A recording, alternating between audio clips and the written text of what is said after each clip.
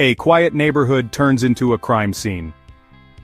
In the crisp early hours of October 15, 2018, the quiet affluence of Westlake, a prestigious neighborhood located in the suburbs of Austin, Texas, was pierced by the sound of wailing sirens.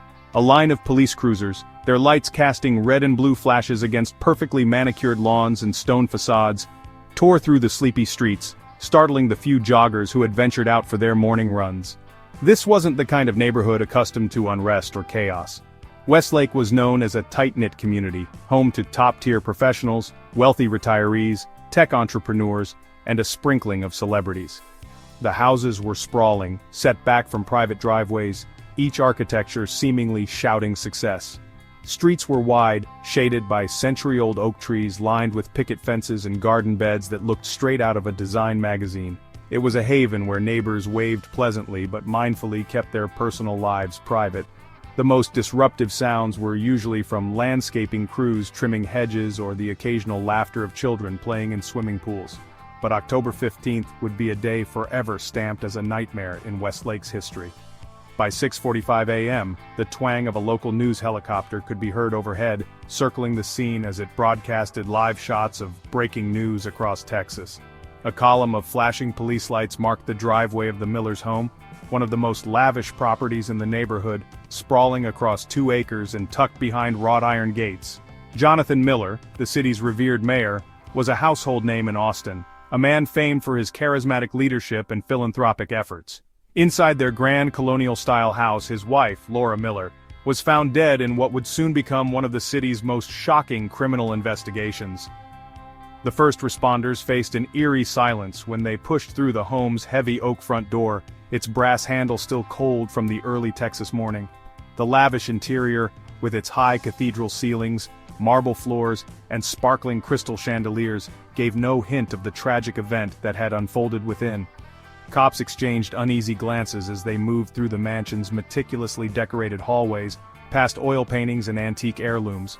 This was no ordinary home, and what they were about to walk into was far from an ordinary crime scene. Rumors began rippling through the neighborhood before the police even sealed off the perimeter.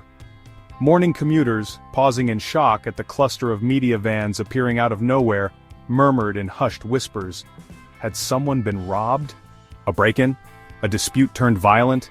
But when word trickled out that the mayor's wife, the poised, graceful Laura Miller, often seen hosting charity events or shuttling her children to private school in her sleek black Range Rover, had been found brutally murdered, speculation exploded like wildfire.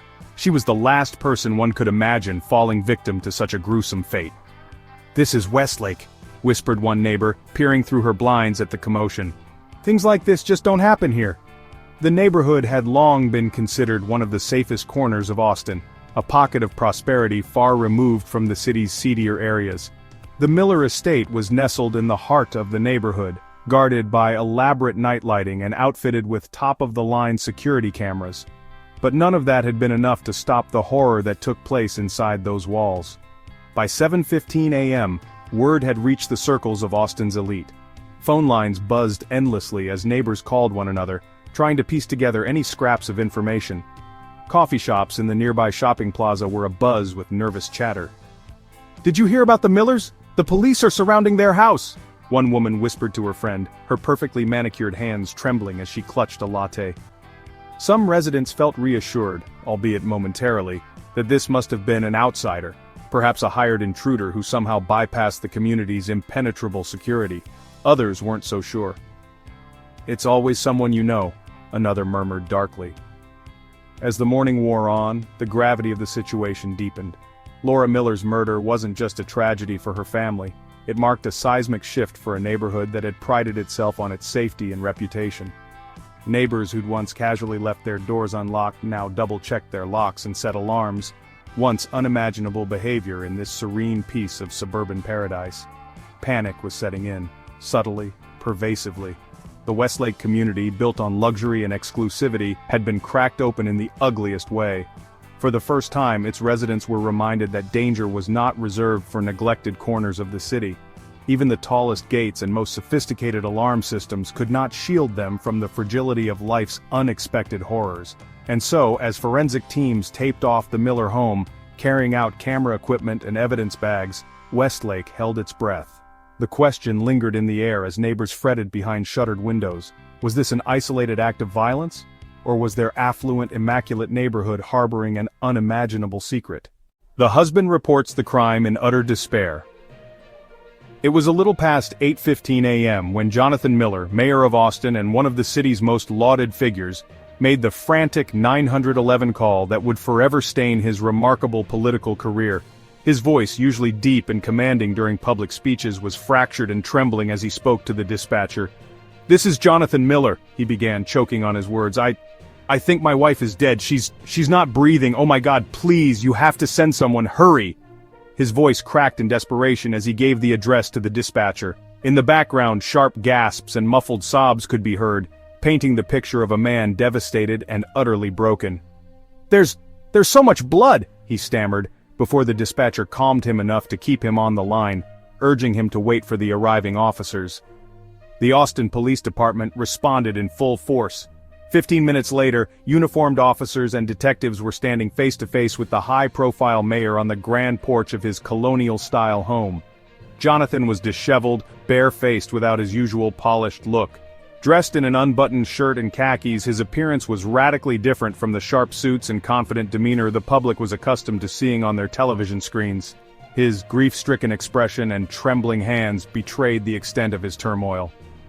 "I came home," Jonathan exclaimed to the officers, his voice breaking again. "Laura wasn't answering her phone. I thought it was strange, so I left my office early. When I walked in, I saw her. Oh God, I saw her." He threw his hands onto his head and inhaled a shaky breath as an officer placed a steadying hand on his shoulder. The man many had regarded as untouchable in city politics, charismatic, eloquent, commanding, now barely seemed strong enough to hold himself upright. "She was just..." He gestured aimlessly to the house behind him, his words escaping as emotion overtook him. "Where exactly did you find her, sir?" one detective asked gently. In our bedroom," Jonathan stammered and gestured weakly toward the staircase within the grand front entryway. "I went upstairs and she was just lying there on the bed. She wasn't moving. I tried to shake her, but there was so much blood." From the porch, the detective glanced up the staircase, a wide mahogany set adorned with ornate railings. It led to a second floor, bathed in soft natural light from an elegant chandelier above, but upstairs, just beyond the grandeur, awaited a crime scene that would turn even the most seasoned detective's stomach. Jonathan's sobbing pulled their attention back. "Who would do this?" he whispered. "Who would hurt her?" His anguish was palpable, his questions echoing in the minds of everyone present. The detectives observed Miller as he continued his account. Sometimes behavior spoke louder than words. While his despair seemed raw and unrestrained, his occasional glances at the officer's notepad, as if checking to ensure his statement was being recorded accurately, were not lost on the detectives. Even the smallest gestures could later become significant details. "Mr. Miller," the lead investigator said, his tone calm but authoritative, "you said you walked into the house at what time?" Jonathan took a deep breath, trying to steady himself. "Around 7:45, I think. I had been at the office all morning, left home around 6:30. I called Laura during my drive like I do almost every day, but she didn't pick up." His voice cracked again. "I just thought she was sleeping in or busy. I never imagined this." His hand pressed against his chest as if willing his heart to stay still. "And who else has been inside the house since you found her?" the detective pressed, clearly marking each word carefully in his notepad. "Just me," Jonathan replied earnestly. "I checked every room in the house before calling you. No one else. It's just us this morning. Laura had the day off, and He no longer had the strength to finish his sentence as tears returned, pooling underneath his reddened eyes. The officers shared quick glances between one another, silently analyzing his behavior. Law enforcement was trained to expect a broad spectrum of emotions from grieving family members, but observations were key, especially in cases as high-profile as this. Jonathan Miller, a man whose political campaign was built on trust, charity, and strength, now bore the expression of a man utterly shattered. Forensic teams and investigators moved briskly into the house while Jonathan remained outside, leaning against one of the ornate porch columns. The once pristine image of a powerful, steady leader was replaced by that of a man barely able to take his next step. His hands were visibly shaking and his jaw clenched, as if he was fighting to maintain some semblance of composure. Within 30 minutes, Jonathan was guided into a sleek, unmarked police vehicle parked strategically down the street. He offered no protest as detectives asked him to come down to the station for a more formal interview. "We just have a few follow-up questions, sir," one officer assured as Jonathan nodded, his face ghostly pale.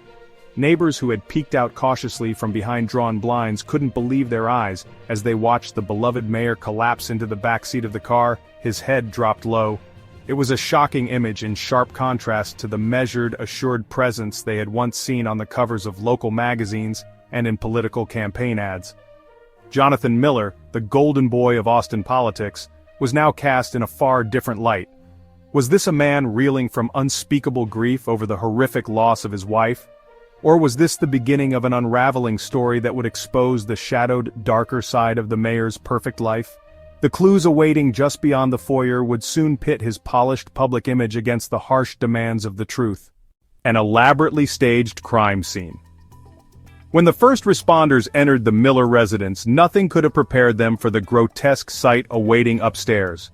Everything about the exterior of the sprawling colonial-style mansion, with its pristine white columns, immaculate landscaping and a shimmering fountain at the center of the circular driveway, suggested wealth, stability, and safety.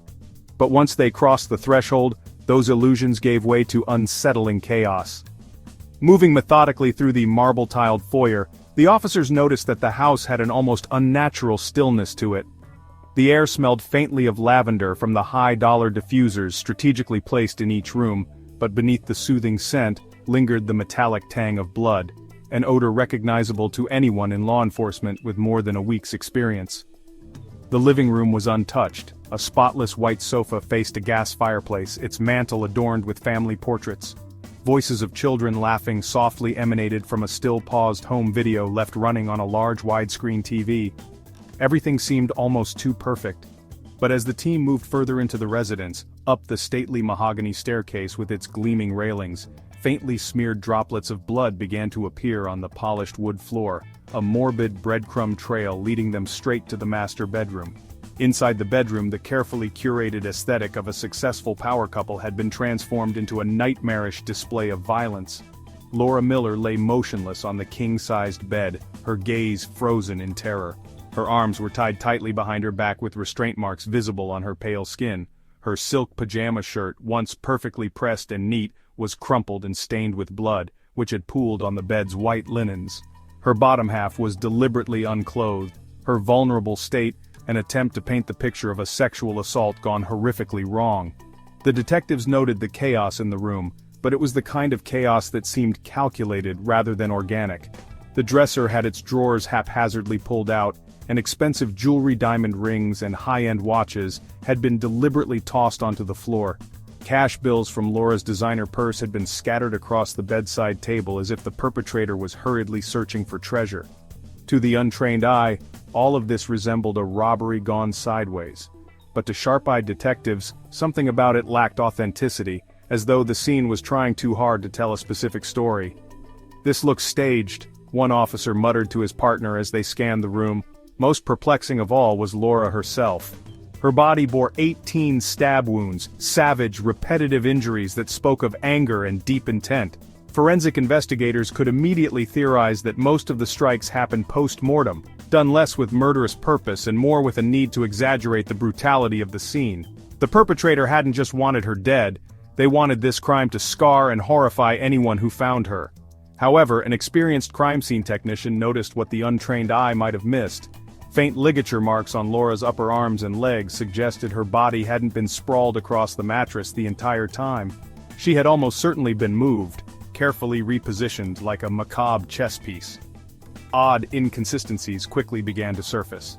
A glass of red wine still sat on Laura's nightstand, untouched. Why would someone enjoying a calm glass of wine suddenly be overpowered by a sadistic killer with zero evidence of struggle to match the scene's apparent chaos? Even the overturned chair in the corner looked as though it had toppled in slow motion. No scratches on the hardwood floor, no splinters where one might have expected such violence to leave a mark. Then, there were the footprints. Two separate sets of shoe imprints stood out on the plush beige carpet. The first were small and faint, likely belonging to Laura herself, but the other pair was jarringly inconsistent. a pair of boot prints that seemed curiously deliberate, stepping carefully near high-visibility areas like the blood-stained bedspread and the area near the dresser drawers. The boot prints also appeared too clean, as though they had been added after the fact or perhaps left by someone wearing protective coverings, not something a frenzied intruder desperate for money would think to do. The crime scene's peculiarities continued. A closer look at the bedroom revealed faint marks from gloves smeared across surfaces, further reinforcing the suspicion the perpetrator had gone out of their way to avoid leaving identifiable fingerprints. The suggestion that gloves had been used, paired with the meticulous arrangement of chaos, signaled calculated intent. "It's almost amateurishly professional," an investigator noted aloud. "Like they've seen this in a movie." Forensic teams swabbed and dusted as they worked their way around the room. On the bed, splashes of Laura's blood had landed in patterns inconsistent with the provided narrative. The blood spatter indicated she was likely unconscious during the attack, her body unmoving, offering no resistance to the frenzied assault. For the detectives, this was the first major crack in the charade. If Laura hadn't been conscious, how could this have been the result of a violent struggle like the scene wanted to suggest? They knew immediately that toxicology reports would be key to understanding this mystery. When they turned their attention to the bedside nightstand, a subtle but critical detail emerged. The half-empty bottle of Cabernet Sauvignon, among Laura's usual reading materials. Nearby lay an already unwrapped set of sleeping pills, but without a prescription bottle to match. Investigators made a quick note. The presence of drugs combined with the untouched wine suggested sedation before death. Another point in favor of a controlled act rather than an opportunistic attack. By the time the room was fully photographed, dusted and documented, what had initially appeared as a vicious robbery had begun to look more and more like an elaborately staged performance. Someone had wanted this scene to scream chaotic random crime, but every element seemed carefully curated, almost like a grotesque art installation built for an audience. Meanwhile, downstairs, Jonathan Miller continued to meet each officer who crossed his path with a haunting blend of grief and confusion. But for the detectives, a gnawing question hung in the air. Did the devastated man crying on the porch orchestrate the nightmare upstairs? The stark contrast between the well-maintained facade of the Miller residence and the blood-soaked bedroom hidden within could only lead to one conclusion for investigators. This wasn't just murder, it was a message, calculated, manipulative, and chillingly precise. But who was the audience, and what story was the killer attempting to sell? The husband gradually becomes the prime suspect. Jonathan Miller had always been a man of stature, a towering figure both politically and socially in Austin, Texas. He wore his reputation like a finely tailored suit, spotless, polished, and impossible to unravel. As mayor, his charm and dedication earned him public trust and admiration. But on the morning of October 15, 2018, as detectives processed the scene of his wife Laura's brutal murder, Jonathan's carefully constructed image began to crack, piece by piece. Initially, Jonathan's emotional response, a devastated husband unraveling before police on his stately front porch, fit the profile of a grieving spouse. He sobbed openly, his hands shaking uncontrollably. Every word he uttered seemed heavy with disbelief and despair. Who would do this to Laura? Why would anyone want to hurt her? The mere suggestion that he might somehow be involved was almost unthinkable to those familiar with the Golden Boy mayor. And yet, not even the most respected figures are above suspicion when the crime is this personal. As standard procedure, investigators began a deep dive into Jonathan's timeline. They listened carefully, scrutinizing every gesture, every shift in tone in his statements. His account of events was clear-cut but tinged with subtle inconsistencies. "I left at 6:30 this morning," he had told officers. "I was at the office when I got worried since she wasn't picking up her phone. I came home to check on her." This seemed plausible at first glance, but detectives immediately noted the oddity in how he chose to describe Laura's refusal to answer the phone. "I thought she might be sleeping or busy." At just past 8 o'clock in the morning, most people wouldn't assume busy meant something significant. And when pressed about where he had been during the exact moments when the murder likely occurred, Jonathan's answers were detailed, but perhaps a little too detailed. "He's rehearsed this," one investigator murmured to another in a hushed moment of reflection. Then there was the physical evidence, or rather, the peculiar lack of it. Jonathan's clothes were impeccable, with not a single stain or wrinkle indicating the frantic morning he claimed to have endured. Detectives noticed that despite his emotional volatility, his shirt was neatly tucked and spotless. He didn't even appear to have broken a sweat. a jarring juxtaposition to the alleged horror he had discovered only an hour earlier. Meanwhile, inside the Miller estate, forensic experts uncovered Laura's toxicology results. Her blood revealed high levels of a powerful sedative, strong enough to render her unconscious before the attack. If Laura had been drugged before the murder, it meant this wasn't a random act of violence. It was calculated, premeditated. And the pool of potential suspects narrowed dramatically as detectives began to ask, who would have access to Laura and the knowledge to incapacitate her so methodically? "We're not looking for an intruder," one detective said pointedly as they examined the crime scene photos. "There's no sign of forced entry on any door or window. Whoever did this, she let them in, or they were already here." Another detail began to weigh heavily on the investigators: the staged nature of the crime scene.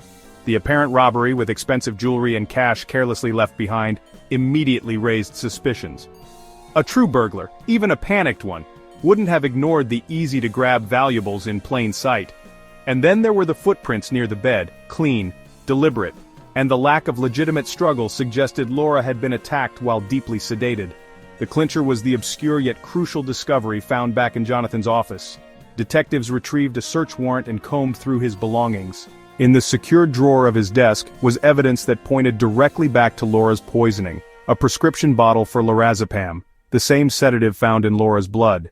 Curiously, the prescription was not in Jonathan's name but bore that of a business associate. It was unexpected enough to feel incriminating but plausible enough to serve as a defense later. And this was all before they found records on Jonathan's browsing history showing queries like, "How long does lorazepam stay in your system?" That seemingly innocuous sequence of web searches sent a chill through the prosecution team. By the time they sat Jonathan down for his first interrogation, the tone had shifted dramatically. Gone was the sympathetic approach of comforting the shaken widower. Instead, subtle but leading questions began to create cracks in Jonathan's narrative. "Mr. Miller," one of the lead detectives began, "can you remind us again what time you left your home this morning?" "It was around 6:30, Jonathan said, his voice steady but slightly subdued. "And you mentioned you called Mrs. Miller during your drive to work. Was that unusual for you too?" "Not at all. I call her almost every morning," he replied, slightly faltering. The detective leaned forward, narrowing her eyes. "And Laura? She usually answers?" Yes, well, not always." Moments of hesitation like this began to punctuate the rest of his responses. Though outwardly cooperative, Jonathan's confidence seemed to waver under further scrutiny.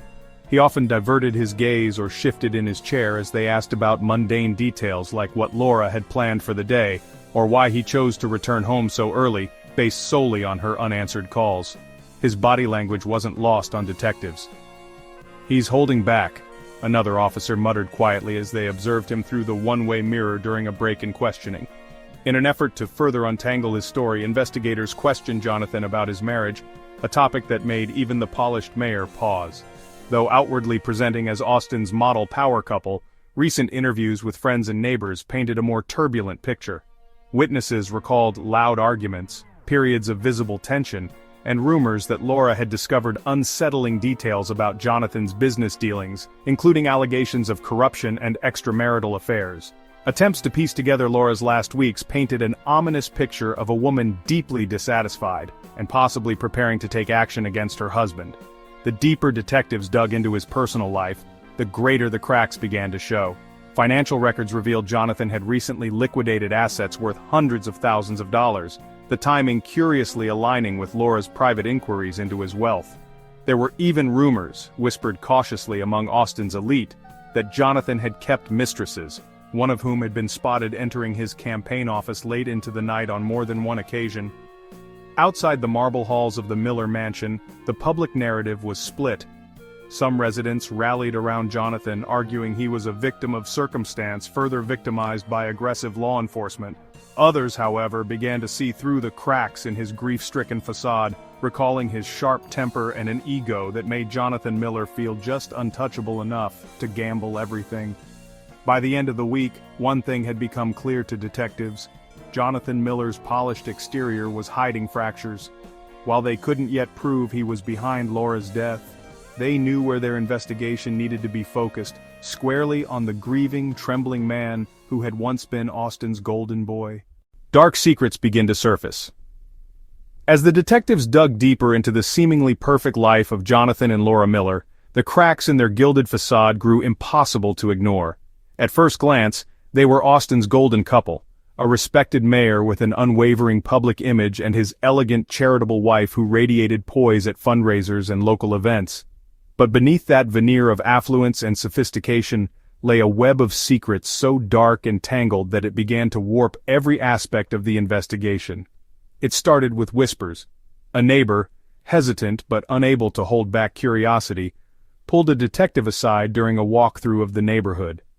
"They're not as perfect as they look, you know," she said, furtively glancing toward the Miller house as though they could overhear her. "We'd hear them sometimes. Late at night, shouting, doors slamming." Others echoed the same sentiment.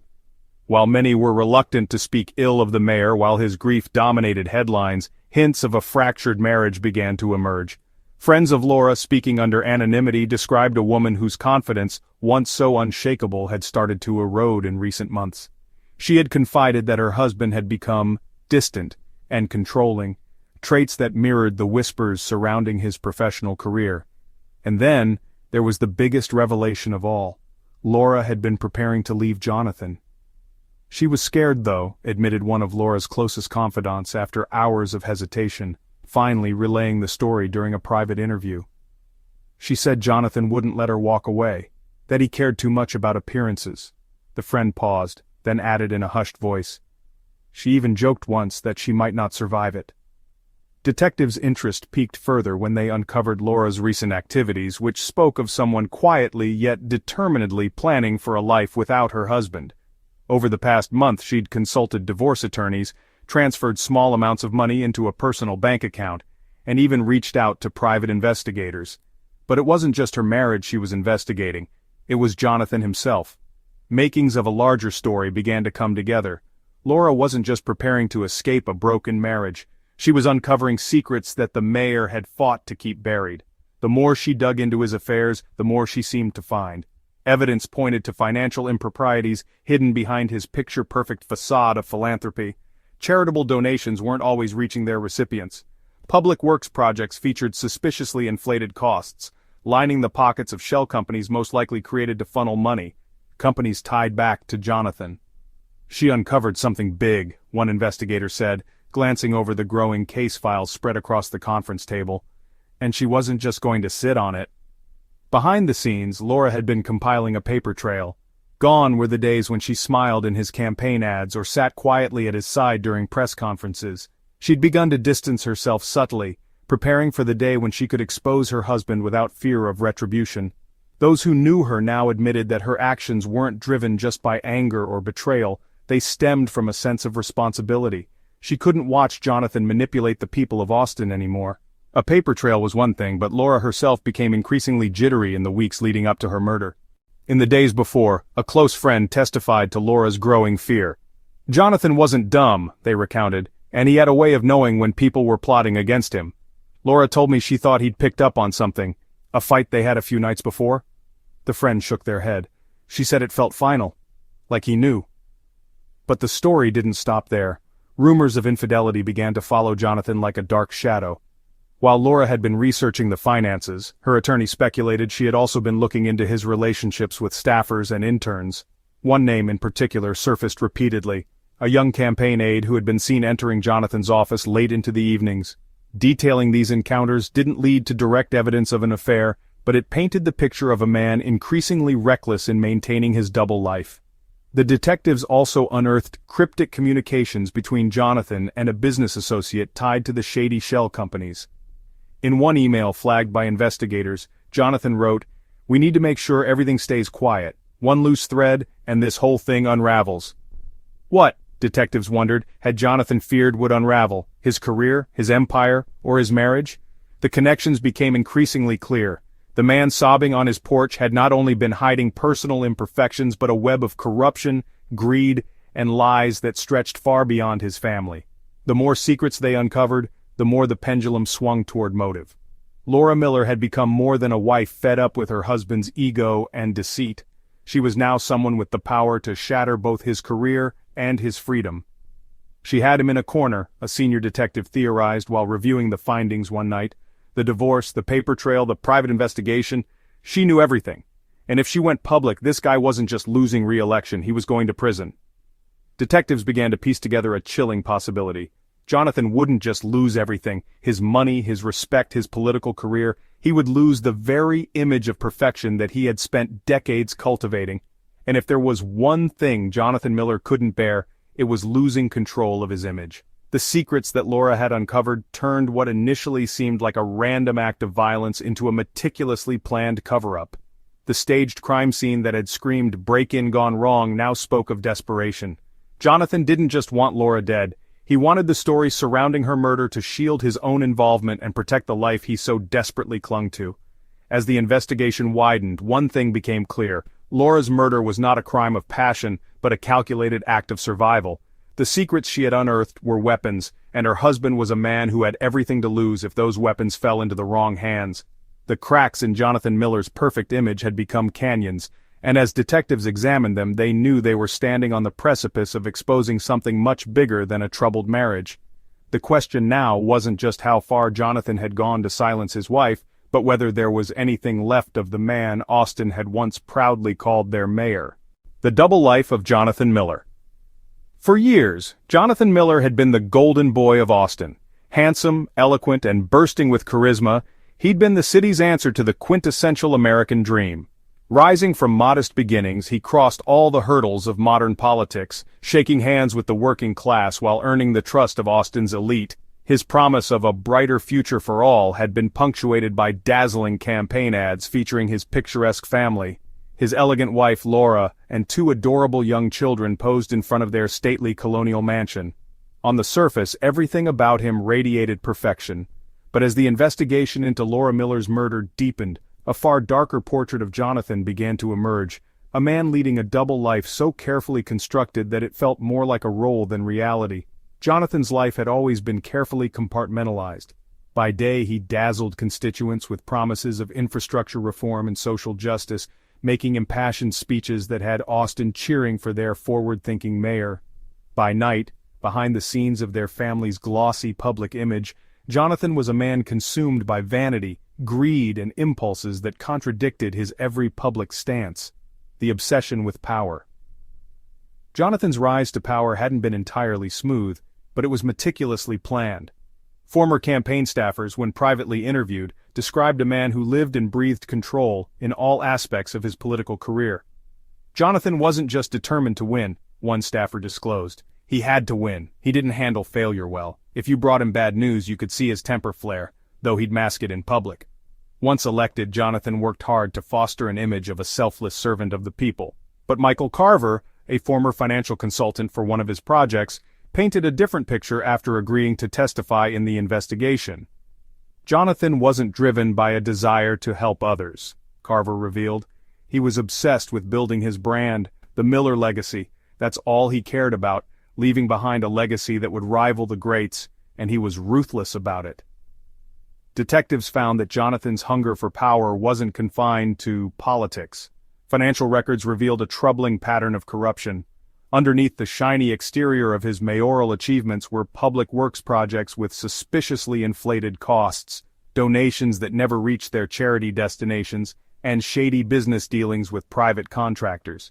Shell companies linked to Jonathan's closest confidants funneled hundreds of thousands of dollars into untraceable accounts, and many of the city's most sought-after neighborhoods were peppered with under-the-table real estate deals benefiting his personal portfolio.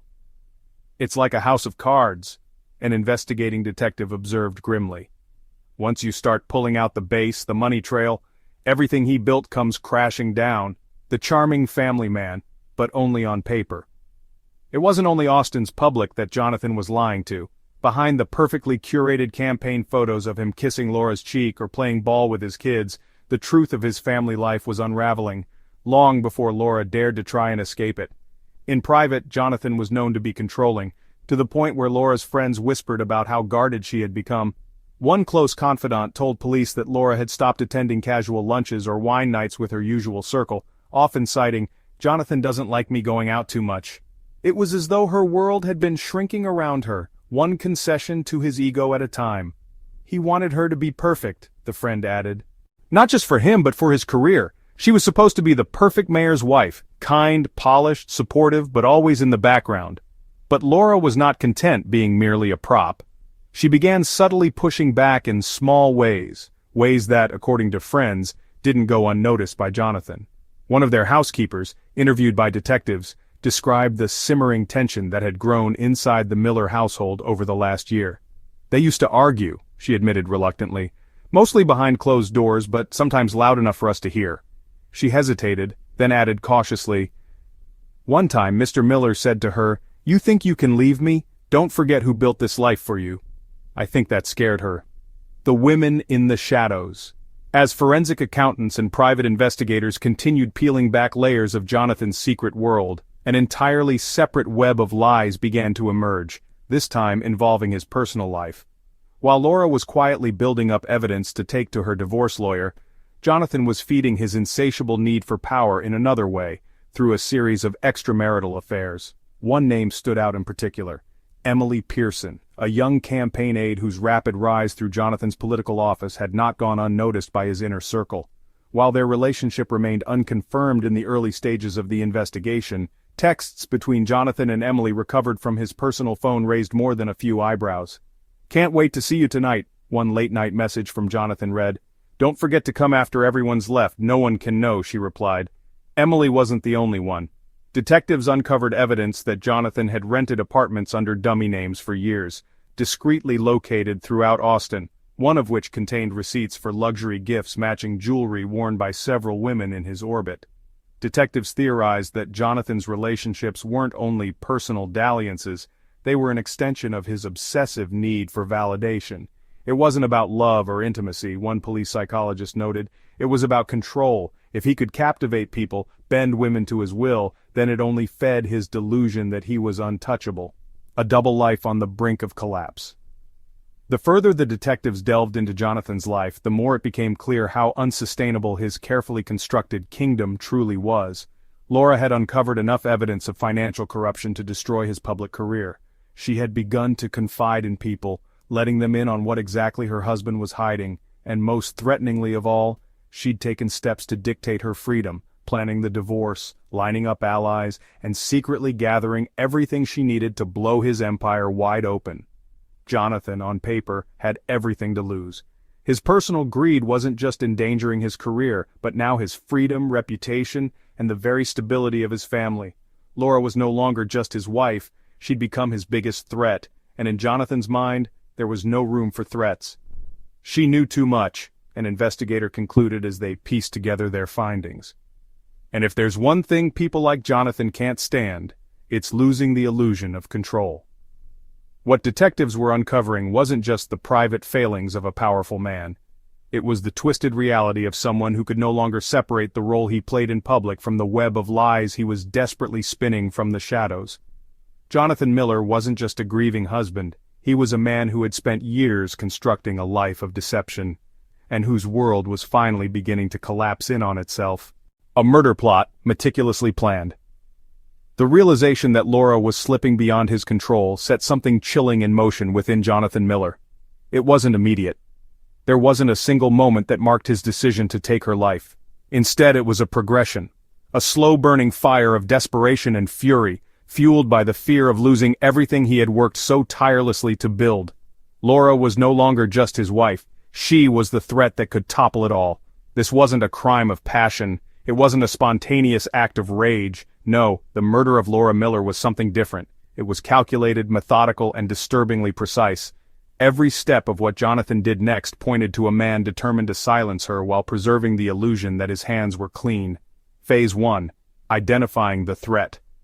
Jonathan had always prided himself on his ability to read people. His gift for persuasion had served him well in politics, but it wasn't just charisma, it was an inherent ability to sense when people were moving against him. In the months leading up to Laura's murder, Jonathan began to notice the subtle ways his wife had changed. She no longer greeted him with the easy smiles that once defined their partnership. There was an edge to her tone, a distance in her once affectionate eyes. He started piecing together the clues, the increased activity on her email accounts, the cryptic phone calls she took behind closed doors, the legal-looking paperwork she carefully tucked into her handbag before leaving the house. Through sheer paranoia, Jonathan discovered what Laura had been doing. She was planning to leave him, and she wasn't going to do it quietly. And worse, she had uncovered his secrets. Jonathan soon realized that Laura wasn't just seeking freedom from their fractured marriage. She had gathered enough evidence of his corruption to end his career and, potentially, send him to prison. In hushed conversations with his closest confidants, whispered fears turned into dire realizations. If Laura went public with what she knew, it wouldn't just be the end of the Jonathan Miller people worshipped. It would be the end of him entirely. "She can't ruin me. I won't let her ruin me," Jonathan whispered to himself one sleepless night, walking through the darkened halls of their sprawling home, every step creaking under the weight of his escalating thoughts. Phase 2. The tools of the plan. Jonathan's mind worked like clockwork, calculating, analyzing, and ultimately crafting the plan. He knew that if this were to work, it had to look like something it wasn't. A random act of violence, a home invasion gone horribly wrong. Something that would pull the suspicion as far away from him as possible. But first, he needed the tools. A few weeks before the murder, Jonathan took advantage of his influence and connections. A discreet inquiry through a trusted acquaintance connected him to a solution: lorazepam, a sedative strong enough to knock someone unconscious. The pills didn't come from a pharmacy under his name. That would have been reckless. Instead, they came through a friend he had persuaded with harmless lies. "It's for a family friend," he had told them. "She's struggling with anxiety and doesn't have insurance." Jonathan didn't stop there. The second component of his grim plan was a knife. A perfectly sharpened chef's knife he kept hidden in the study. The blade was unusual in its distinctiveness, given to him years earlier by a fellow politician during a celebratory dinner. Engraved on the metal was an inscription, a reminder of his rise to prominence, but it had now become the tool of something far more sinister. Jonathan selected it for its precision, trusting he could handle it without leaving a mess he couldn't clean. Lastly, he began planting the seeds for the staged crime scene. Over the course of days, Jonathan made mental notes of how to create chaos in their impeccably curated home, without leaving signs of hesitation or intent.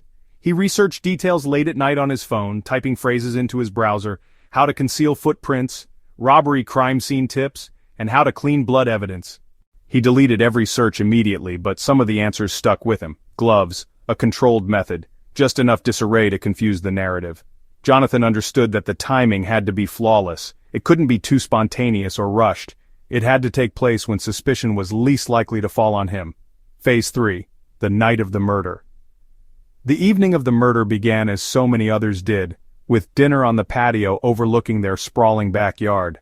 Jonathan had made an effort to appear relaxed, casual even, pouring Laura a generous glass of Cabernet Sauvignon and engaging her with light-hearted talk about their children. If Laura sensed anything unusual, she didn't show it. In fact, Jonathan had spent so long perfecting his facade that even the smallest cracks never showed. As the night unwound, Jonathan slipped away momentarily and crushed the lorazepam tablets into a fine powder. He knew Laura trusted him enough not to question the wine he handed her minutes later. Setting it before her with the same effortless charm that had won him a city's admiration, he smiled and raised his own glass in an empty toast. "You deserve a break," he said, leaning slightly forward, watching her take a sip. She didn't drink much, but it didn't take long. By the time their short conversation dwindled into a comfortable silence, Laura's head began to sag, her body responding to the drug coursing through her veins. Jonathan watched her intently as her movements slowed, her words growing faint until she finally leaned back, unconscious. Jonathan waited. He calculated every minute, ensuring the sedative had fully taken effect before carrying her upstairs to their bedroom. His every step was deliberate, measured, as he positioned her on the bed just so. He retrieved the knife from its hidden spot in his study and returned to the room, staring down at her motionless form, faint breaths the only sign of life she had left. And then he began. Phase 4. Crafting the illusion.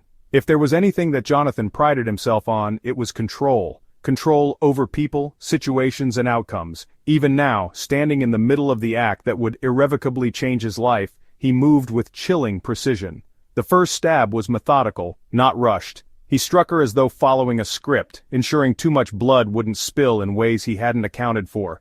The subsequent wounds, however, were different. They needed to paint a picture of rage, unpredictability. Jonathan switched his grip on the knife, ensuring his angle was inconsistent. The depths varied, each strike concealing the calculated intent behind it. Then, the room, the aftermath. Jonathan ransacked the drawers of their dressers, tossing jewelry to the ground, scattering cash in areas he knew detectives would later scrutinize. He overturned a chair near the bedside, enough to suggest a struggle without breaking anything that couldn't be precisely restored. The knife, still slick with blood, was wiped down carefully and tucked away in a hidden location he planned to retrieve later. Finally, Jonathan meticulously retraced his steps, ensuring he left no unintentional footprints or marks. Pulling on gloves, he wiped surfaces clean of any potential traces, his pulse steady even as the reality of what he had done hovered over him. For Jonathan, Laura was gone, but her silence ensured his survival. The perfect plan, or so it seemed. Jonathan believed his plan was airtight. His alibi would have him at the office at the time of the murder. The scene would confuse investigators, leading them toward a frustrated burglar rather than a calculated killer. And above all, he would stand as the grieving widower, a man shocked and shattered by the unspeakable loss of his wife. But as the investigators began to comb through the wreckage of Jonathan Miller's life, they found cracks in his perfection. And slowly, piece by piece, the house of cards he had so painstakingly built began to collapse, revealing the evidence of guilt. From the very beginning of their investigation into Laura Miller's brutal murder, detectives knew that uncovering the truth wouldn't come from a single, glaring piece of evidence. This wasn't a case of an impulsive killer leaving behind sloppy clues or an incriminating fingerprint pointing directly to the crime. No, Jonathan Miller's charade had been carefully constructed, but as with any web of lies, cracks began to appear, a series of almost invisible breadcrumbs that ultimately unraveled the facade of innocence the mayor so desperately clung to. The knife that vanished. The murder weapon, a knife used to stab Laura 18 times, was at the center of the forensic investigation. The level of brutality inflicted on the victim was horrifying, but experienced detectives quickly noted something strange. The wounds weren't haphazard, they were precise, deliberate, and calculated to look like a frenzied attack.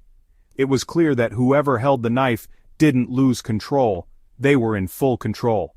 When investigators learned that a knife from Jonathan Miller's prized personal collection was missing, their eyebrows immediately rose. The blade wasn't just any random tool, it was distinctive, a high-end chef's knife gifted to Jonathan years earlier, engraved with a congratulatory message celebrating his meteoric rise in local politics.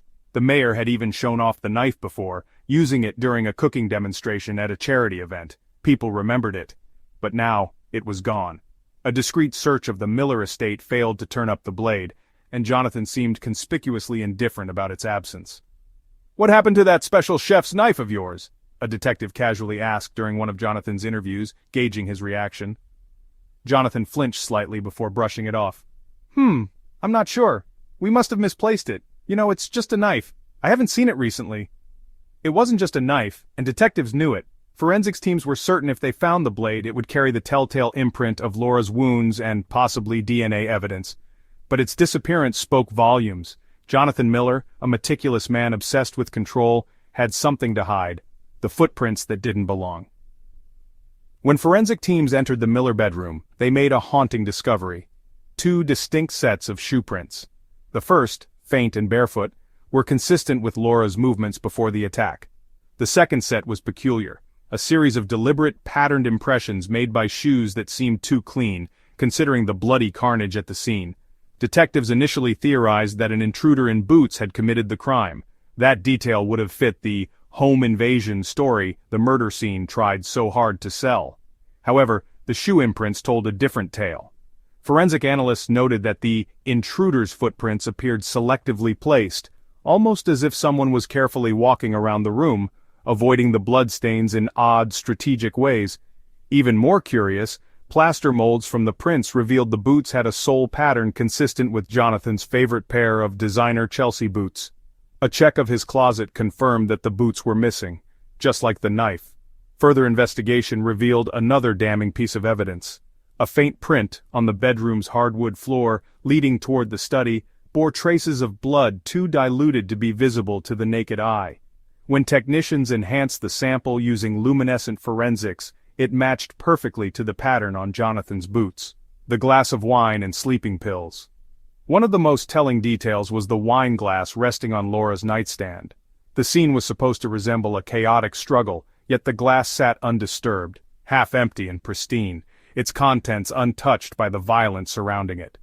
The detectives already suspected Laura had been drugged prior to the stabbing, as bloodwork from her autopsy revealed significant traces of lorazepam, a powerful sedative. The wine became the primary suspect, a vessel that likely carried the crushing powder Jonathan had so painstakingly prepared. A deeper search into the Miller household revealed the smoking gun, a prescription bottle for lorazepam they ultimately traced back to one of Jonathan's business associates. The name on the label wasn't Laura Miller's, nor anyone connected to her. It was a name tied directly to one of Jonathan's closest allies, someone whom he had manipulated into acquiring the drug. The wine wasn't just a drink, one detective remarked grimly. It was his opening move. He made sure she wouldn't fight back. The browser history that wasn't so clean. Jonathan believed himself to be careful when plotting Laura's murder, but even meticulous men make mistakes when their egos cloud their judgment. Investigators obtained a warrant for Jonathan's electronics, combing through his laptop and phone with forensic precision. Although Jonathan had deleted much of his browser history, tech experts uncovered several damning searches buried in the recovered cache. The search terms read like fragments from a murderer's handbook. How long does lorazepam stay in the bloodstream? Steps for making a crime look like a robbery. Staging a burglary gone wrong tips. Does wine mask sedative effects? Each search raised the investigators' eyebrows higher than the last. Jonathan's attempt to erase the trail of these searches was a clear indication of premeditation. This wasn't just spur-of-the-moment violence, as he would later try to claim during interrogations. It was a meticulously planned and cowardly orchestration. The gloves that told two stories. Detectives were struck by another small but significant detail. There were no fingerprints anywhere on Laura's body or in much of the bedroom. Despite the apparent chaos, the jewelry tossed on the floor, the rummaged dressers, everything had been wiped clean of identifiable prints. Whoever did this used gloves, forensic experts concluded. As investigators dug deeper, they discovered incriminating surveillance footage from a local hardware store taken just days before the murder. Jonathan could be seen browsing the tool section, eventually purchasing a pair of black leather gloves. On the receipt, which he had carelessly left in his vehicle, was an additional purchase: heavy-duty trash bags. The cracks in the alibi. Jonathan's alibi, while initially convincing, began to unravel under the weight of forensic timelines and digital evidence. His claim that he had been working at his office all morning began to show cracks when security footage from his building revealed a gap in his timeline. While he insisted he had arrived at exactly 6:30 a.m., the security log showed no activity on his keycard until nearly 30 minutes later. Where had he been during that unaccounted time? Investigators theorized he had been staging the scene before returning to his office, ensuring he was present there just long enough to give himself an alibi. The perfect crime that never was. No single piece of evidence would have condemned Jonathan Miller on its own, but layer by layer the curtain was lifted, revealing a man who had plotted every detail of his wife's death, only for his arrogance to betray him. The knife, the wine, the boots, the missing gloves, all of it brought detectives closer to the truth. When presented with the mountain of evidence against him, Jonathan's smug, calm demeanor began to falter. For a man who built his career on maintaining control, being outmaneuvered by investigators proved to be his ultimate undoing. This wasn't just a murder, one prosecutor would later argue, it was a performance. And like all bad performances, it left behind too many loose ends. The facade crumbles. Under legal pressure, Jonathan Miller had always thrived under scrutiny. It was the hallmark of his political career. His ability to handle tough questions with ease, to turn hard situations into opportunities that worked in his favor. But the pressure he faced in the weeks following his wife Laura's murder was unlike anything he had ever encountered. What had started as hushed whispers of sympathy for a grieving widower soon grew into pointed accusations. Investigators weren't just circling around Jonathan, they were closing in, and nothing, his charm, his connections, his meticulously curated public image, could save him from what was coming. It didn't happen all at once. It was more like watching cracks slowly spread across a glass window. At first, Jonathan maintained his composure, leveraging every ounce of his charisma to keep the narrative under control. But as the weeks passed and the evidence against him mounted, his carefully constructed facade began to collapse under the relentless weight of legal pressure. The interrogations, a shaky defense. Jonathan's initial interviews with detectives painted the picture of a man deeply distraught, a husband blindsided by unimaginable tragedy. He cried openly, wrung his hands and, in a voice heavy with emotion, repeatedly asked the same question. Who could do this to her? For a while it worked. Detectives initially handled him with care, speaking to him as a grieving spouse rather than a suspect. But even in those early sessions, Jonathan's responses weren't as airtight as he believed them to be. "When was the last time you saw Laura?" they asked him. "This morning, before I left for work," Jonathan replied, his voice trembling. The detectives nodded, but their notes showed skepticism. By then, they already had evidence suggesting Laura had been drugged the previous night, long before Jonathan claimed to have left the house. "What time did you get to your office?" another detective pressed in a later interrogation. 6:30, like I said, Jonathan insisted. "I was there the whole morning." But the security logs at the office said otherwise, showing a half-hour gap when Jonathan couldn't prove his whereabouts. It was a small inconsistency, but paired with mounting forensic evidence, it became another crack in his story. As the interrogations continued, Jonathan's polished demeanor started to fray at the edges. He grew irritable, defensive. When detectives confronted him with discrepancies, like the missing knife or the suspicious Google searches recovered from his laptop, his answers became evasive. "Why would I search for something like that?" he snapped, when asked about a query on making a crime scene look like a robbery. "Do you know how many people have access to my computer?" Though he attempted to redirect suspicion, the detectives weren't buying it. "He's panicking," one of them noted after a particularly tense session. "He thinks if he talks his way out of this we'll stop looking. But we're not stopping." The moment of no return. The court of public opinion. If Jonathan's unraveling began behind closed doors in interrogation rooms, it became glaringly public the moment leaks about the investigation hit the news. For weeks, the media had largely portrayed Jonathan as a grieving husband, framing the murder as a heartbreaking tragedy that rocked one of Austin's most beloved families. But as details began to surface, about the staged crime scene, the missing knife, and the suspicious prescription tied to lorazepam, the tone of the coverage started to shift. Suddenly, local and national outlets were no longer asking, "Who killed Laura Miller?" but, "Did the mayor kill his wife?" News vans swarmed the Miller estate, reporters camping outside in hopes of capturing Jonathan's face as he left for meetings or returned from consultations with his legal team. Pundits speculated on evening broadcasts, analyzing his every word and movement. The once adoring public began to turn on him, their sympathy replaced by skepticism, and, in some cases, outright hostility. "You think you know someone," one longtime Austin resident told a reporter, shaking her head.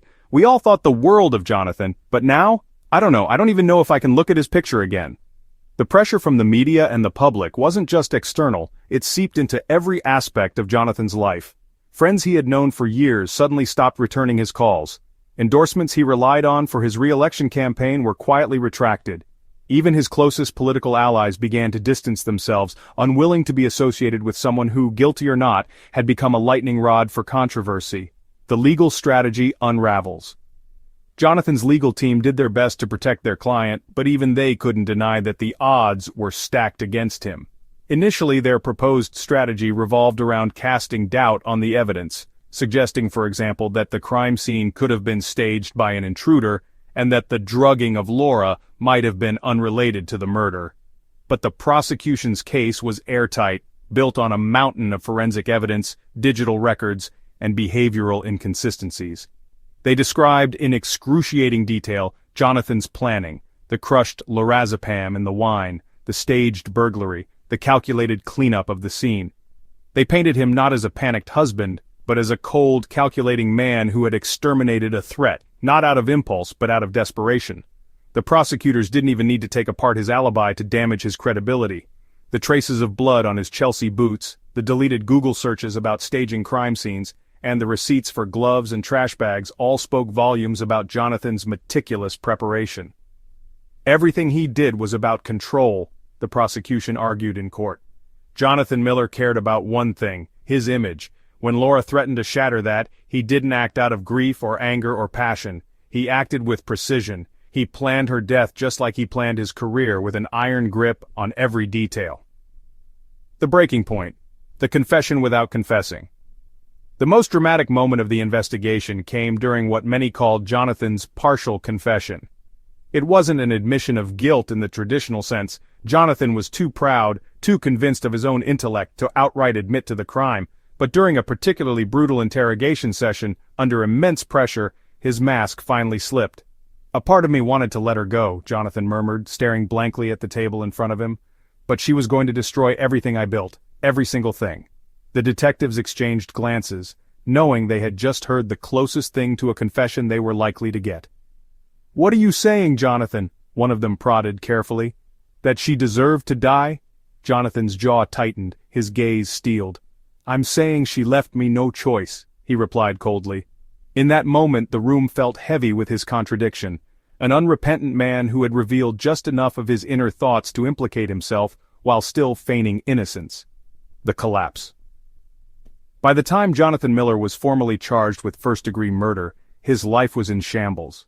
His political career, once heralded as a shining example of modern leadership, was over. His closest friends and colleagues had abandoned him. Most devastatingly, he had lost the trust of the public he had built his life around winning over. As he sat in the defendant's chair during his trial, Jonathan bore little resemblance to the confident, magnetic man Austin had once adored. His expensive suit hung loosely on his frame, his face aged by months of sleepless nights and stress. He no longer bothered to smile as cameras flashed, nor did he try to charm the jury with well-practiced expressions of grief. After weeks of mounting evidence and relentless questioning, he was a man cornered, and for the first time in his life, Jonathan Miller couldn't control the outcome. The verdict, and a bitter ending. By the summer of 2020, the trial of Jonathan Miller had become one of the most highly publicized legal battles in modern Texas history. The polished, magnetic mayor who once graced the covers of political magazines was now slumped in a defendant's chair, the weight of damning evidence pressing down on his shoulders. The trial was more than just a legal proceeding. It was a spectacle, a reckoning of sorts, for a man whose double life and darker impulses had brought everything crashing down. For weeks, prosecutors and defense lawyers sparred in the courtroom, painting dramatically opposing portraits of Jonathan Miller. On one side, he was described as the devoted husband who had tragically lost his wife in an unspeakable crime. On the other, he was depicted as a cold, calculating man who, in his desperation to protect his carefully constructed life, took the ultimate step to silence his own wife. A trial that gripped a nation. People across the country were captivated by the proceedings. Cable news anchors dissected every piece of evidence presented in the courtroom. Legal analysts debated whether Jonathan's methods pointed to genius or desperation. The public hung on every word of Jonathan's defense, but it was the prosecution's narrative that truly shook the nation. Prosecutors left no stone unturned. They recreated the timeline of Laura's murder in chilling detail, walking the jury and spectators through the events leading up to that fateful night. They showed the wine glass laced with lorazepam, the stolen knife missing from Jonathan's prized collection, the web searches that exposed his meticulous planning, and the staged crime scene designed to look like a random burglary gone wrong. They didn't just present evidence, they crafted a story that left no doubt about Jonathan Miller's guilt. "He isn't just a killer," the lead prosecutor thundered during closing arguments. "He is a man so obsessed with his image, so consumed by control, that he didn't hesitate to destroy the person he vowed to love and protect, all to protect a lie." On the other side, Jonathan's high-powered defense team scrambled to keep the jury from being swept away by the prosecution's momentum. They argued that the evidence was circumstantial, that the timeline was flawed, and that there was no direct proof connecting Jonathan to the act of murder. They leaned heavily into the argument that Jonathan was being persecuted out of bias, a vengeance-fueled witch hunt, they called it, to bring down a high-profile figure. Jonathan himself, taking the stand for the first time in the trial's third week, tried to summon the charm that had served him so well in his political career. He told a tearful story of his wife's warmth, her beauty, and his own devastation at losing her so suddenly. He called her the love of my life, and swore on everything he held sacred that he had nothing to do with her death. But for all his eloquence, there were cracks. Prosecutors seized every opportunity to confront him with inconsistencies, from the surveillance footage that placed him outside his office that morning, to his frantic 911 call that now sounded rehearsed under scrutiny. His answers often came across as rehearsed or dodgy, far from the raw, honest emotion the jury wanted to hear from a grieving husband. When asked directly, Why was your prescription for lorazepam found hidden in your office desk, matching the drug in Laura's system? Jonathan froze for just a moment too long. His lawyer quickly objected, but the damage was done. The jury's deliberation. After weeks of testimony, evidence, and arguments, the jury was handed the case. They deliberated for just under 3 days, a long and tense stretch that had both the defense and prosecution on edge. Legal analysts across media platforms speculated endlessly. Would the jury buy into the narrative of a grieving husband, or had the mountain of evidence sealed Jonathan's fate? By the morning of July 21st, the nation held its breath as the jury filed back into the courtroom. The room was silent, tension crackling through the air like static. Jonathan sat stoically, his hands clasped tightly together, though the slight tremor in his fingers betrayed his nerves.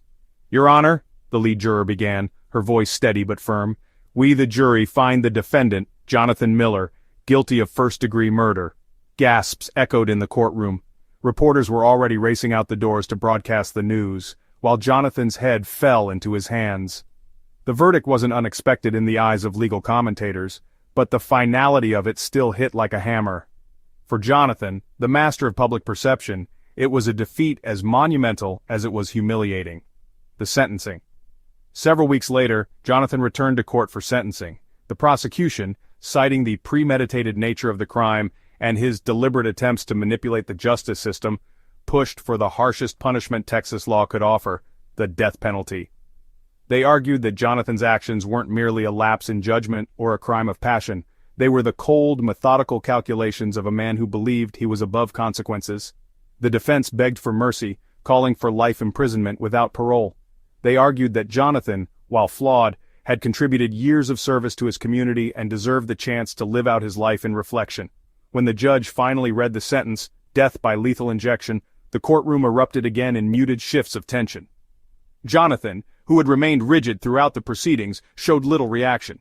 If anything, the weight of the verdict seemed to finally break something in him. His head dipped slightly, his expression hollow, as if the reality of his actions had finally sunk in. A legacy destroyed, the fallout was catastrophic, not just for Jonathan, but for the city of Austin itself. Local officials scrambled to distance themselves from his tenure, quietly reworking policies and projects associated with his name. His closest allies, once ardent defenders, feigned ignorance of his darker side. Political pundits labeled him a cautionary tale of ambition gone wild, using him as a textbook example of unchecked power corrupting absolutely. For Laura's family, the verdict brought a hollow kind of closure. "We never wanted this," her sister said tearfully during a press conference after the sentencing. "But we needed justice for Laura. She deserved more than to be turned into a pawn in his game." Jonathan's children, too young to understand the full complexity of their father's crimes, were sent to live with relatives. They would grow up knowing their father as the man who once commanded a city, and later, as the man who destroyed everything he touched. For those who had once idolized Jonathan, his fall from grace was nothing short of Shakespearean. He had it all: power, wealth, a beautiful family, and it wasn't enough. His need to maintain the illusion of perfection led him to the ultimate betrayal, and in doing so, he had destroyed not only his wife, but himself. The bitter end. Jonathan now spends his days on death row, a far cry from the halls of power he once roamed. In the interviews he occasionally grants, he swings between defiance and regret, claiming at times to have been framed and at others, expressing a vague remorse that never quite feels sincere. But no amount of interviews or claims of innocence could undo what had been done. The man who had built an empire of influence found himself reduced to a lonely figure in an orange jumpsuit, waiting for the day his sentence would be carried out. And as history has shown time and again for those who build their lives on lies, there's only one inevitable outcome. The truth will always rise to the surface. Lessons on ambition and justice. The tragic story of Jonathan and Laura Miller serves as a profound study of the human condition, a tale as old as time about ambition, greed, and the ultimate pursuit of power. But at its heart, it is also a lesson on the unyielding force of justice, no matter how carefully someone hides their sins. Jonathan Miller began his journey as a symbol of hope, a man who stood for progress and possibility in a thriving American city. But beneath the polished surface, his story unraveled into one of unchecked ambition, spiraling into destruction. It leaves behind questions we all grapple with. How far is too far in the chase for success? At what point does control become corruption? And most importantly, what does it say about us when we turn a blind eye to the warning signs, believing in someone's illusion of perfection? The cost of ambition without limits. Ambition, when balanced with integrity, can lead to extraordinary progress. But when ambition tilts into obsession, it becomes dangerous. For Jonathan Miller, ambition wasn't just a quality, it was his defining trait. It powered his meteoric rise in politics, gave him the charisma to become a beloved leader, and allowed him to mask his growing flaws with an image of near perfection. However, ambition without boundaries doesn't just consume the ambitious, it consumes everyone around them. Jonathan wasn't content with building a legacy. He needed his legacy to be flawless, untouchable. He needed the world to see him not as a man, but as an institution. And when anything, whether it was a political scandal, a financial misstep, or even his wife's quiet dissent, threatened to unravel that image, Jonathan was willing to cross lines that no person should ever cross. Laura Miller wasn't just a wife to Jonathan. In his mind, she had become a liability, a ticking time bomb holding the potential to destroy the empire he'd built piece by piece. His decision to end her life wasn't born out of love, anger, or jealousy. It was born out of fear, the fear of losing power, and his belief that his control over his life and his reputation was more important than her humanity. It's a cautionary tale for our society, which often celebrates ambition so fervently that we overlook the warning signs of corruption it may bring. How often do we excuse moral failings in the name of success? How many Jonathans exist in positions of power, wearing masks of integrity while hiding darker truths? Justice as a relentless force. The story of Jonathan Miller also demonstrates the unyielding nature of justice. Crimes may be concealed for a time, lies may flourish in the shadows, but justice has a way of peeling back every layer until the truth is laid bare. Jonathan believed his intellect, his charm, and his meticulous planning made him untouchable, and for a time, it seemed like he might be right. He staged the crime scene to perfection, silenced any witnesses, and positioned himself as the grieving husband, a man consumed by shock and despair. But what he underestimated was the persistent nature of those seeking the truth. Each tiny clue, from the faint boot prints on the hardwood floor to the crushed lorazepam in Laura's wineglass, became part of a broader tapestry of guilt. The detectives pieced together his carefully constructed lies until they collapsed under the weight of their own contradictions. If Jonathan's story proves anything, it's that there are no perfect crimes. Each action leaves a trace, and every trace builds toward a picture the guilty cannot erase.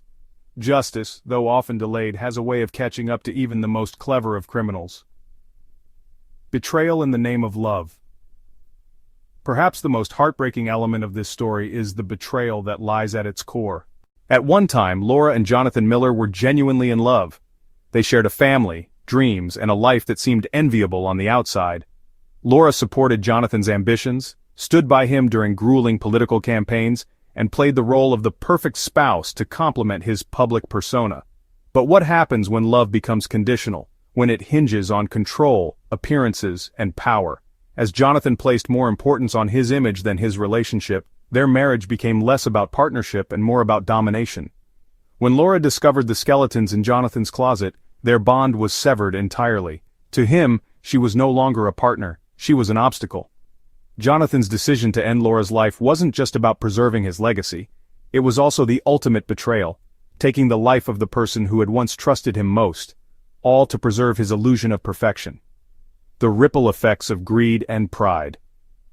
Jonathan's actions didn't only destroy Laura, they sent shockwaves through countless lives: his children, who lost both parents, Austin's citizens, whose trust in leadership was shattered, and even his closest allies, whose reputations were forever tarnished by association. Greed and pride, two of humanity's most corrosive traits, are never self-contained. They infect every relationship, every partnership, and every institution they touch. Jonathan's story reminds us that no one operates in isolation. The choices we make, both good and bad, ripple outward in ways we can't always see.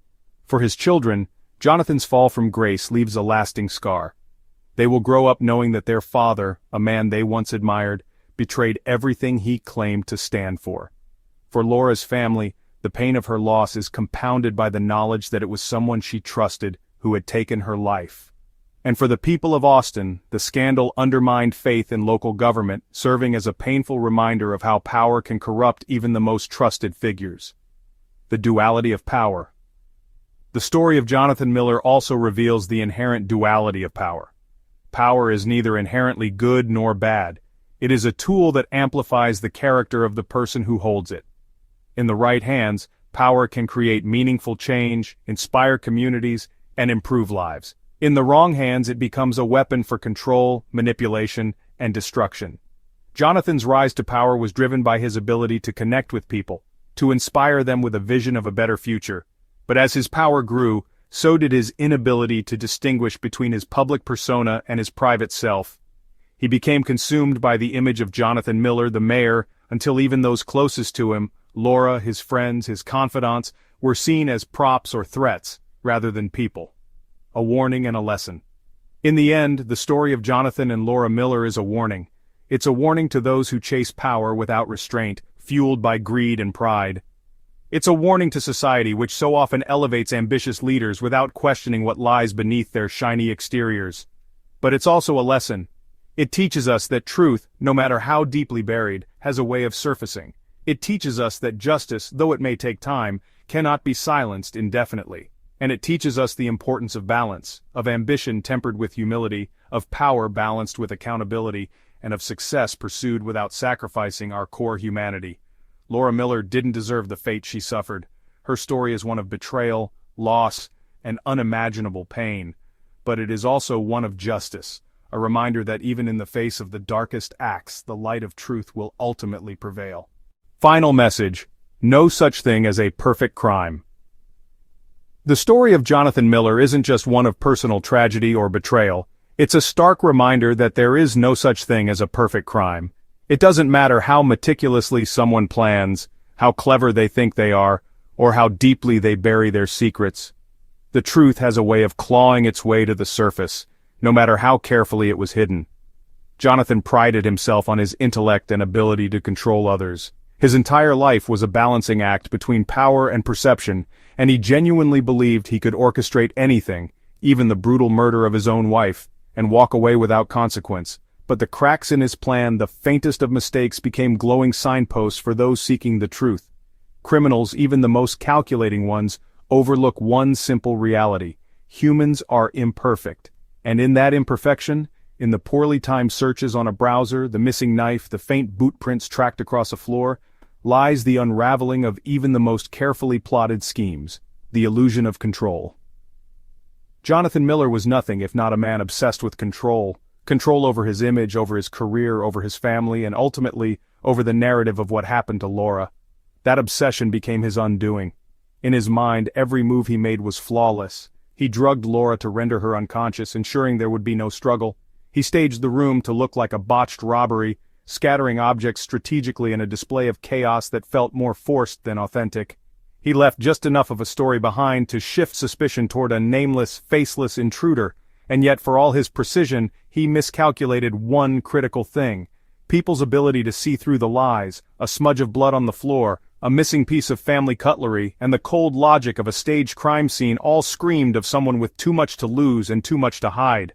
When combined, these small cracks in Jonathan's performance revealed the larger truth, that the perfect crime he thought he had scripted was just that, a script. And like all poorly executed performances, it fell apart under scrutiny. The failures of a brilliant mind. What makes Jonathan's story particularly striking is how much faith he placed in his own brilliance. He wasn't just arrogant. He was convinced he was smarter than everyone else in the room. This wasn't just a murder to Jonathan, it was a game. A chessboard where he believed every piece was moving at his command. But in his arrogance, he ignored the possibility that others might be able to think 2 steps ahead as well. Detectives didn't need Jonathan to confess outright. They didn't need him to slip up dramatically or leave behind some glaring piece of evidence. What they needed, what they found, were the subtle flaws Jonathan hadn't accounted for.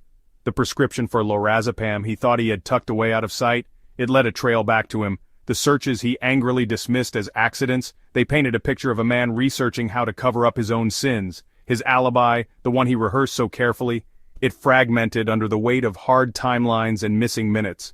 What Jonathan failed to understand is that even small inconsistencies, when added together, create a damning narrative. His belief in his own superiority blinded him to his own humanity, and to the errors that inevitably come with it. The power of persistence. The Miller case is also a testament to the power of persistence. Solving a murder like Laura's wasn't quick, nor was it easy. It required patience, careful examination of evidence, and a refusal to be misled by Jonathan's facade. For the detectives and prosecutors working on the case, their focus wasn't on the persona Jonathan had crafted for the public or the tears he shed during his interviews. It was on the evidence, and the story that evidence told. Slowly but surely, piece by piece, they built a case too strong for Jonathan's lies to hold against. Every detail mattered: the faint wine residue that carried traces of lorazepam, the missing knife from Jonathan's prized collection, the methodical placement of objects in the bedroom that looked more like choreography than genuine chaos. Each clue, no matter how small, became part of a larger picture. Justice may sometimes feel delayed, but it is rarely denied, and this case was proof of that. The persistence of those seeking the truth ensured that there was no place for Jonathan to hide, not behind his reputation, not behind his wealth, and certainly not behind his lies. Lessons in hubris and humanity. If there's one overarching truth in the story of Jonathan Miller, it's this: hubris is always fatal. Jonathan's story is the ultimate cautionary tale of what happens when someone allows pride and ego to guide their actions. He underestimated everyone around him: his wife, his colleagues, his community, and the legal system. Laura's intelligence, her ability to see through him and take steps to protect herself, became something he couldn't accept. Rather than face the exposure of his flaws, he lashed out in the most cowardly way possible. Similarly, he overestimated his ability to deceive.